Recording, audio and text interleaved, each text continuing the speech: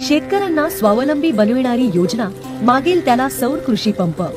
राज्य सरकारने मागेल त्याला सौर पंप ही योजना आणली आहे, ज्या योजनेच्या अंतर्गत 9 लाख सौर पंप आपण मंजूर केलेले आहेत। शेतकऱ्यांना सिंचनासाठी हक्काचे साधन देण्यासाठी राज्य सरकारने मागेल त्याला सौर कृषी पंप योजना जाहीर केली आहे। सौर ऊर्जेवर चालणारे पंप असल्याने बिलाची चिंता नाही आणि विजेच्या उपलब्धतेचा प्रश्न नाही।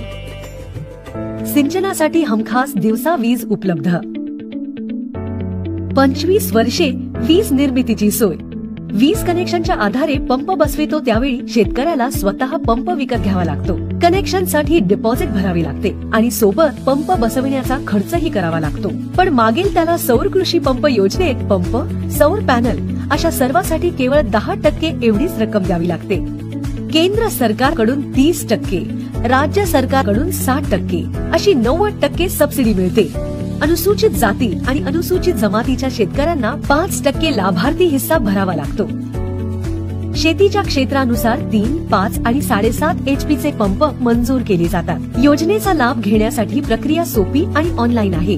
महावितरणच्या या वेबसाईटवर जाऊन पूर्ण माहितीसह अर्ज भरा। आधार नंबर, मोबाईल नंबर, 7/12चा उतारा अशी माहिती द्या। महावितरण मंजुरी देते आणि शेतकऱ्याने निवडलेल्या एजन्सी मार्फत शेतात पंप बसविला जातो। सौर पंप बसविल्यानंतर तो बिघडला तर दुरुस्त करून देण्याची 5 वर्षांची गॅरंटी असते। वादळासारख्या नैसर्गिक आपत्तीमध्ये पॅनलचे नुकसान झाले किंवा चोरी तूटफूट झाली तर विम्याचे संरक्षण मिळते।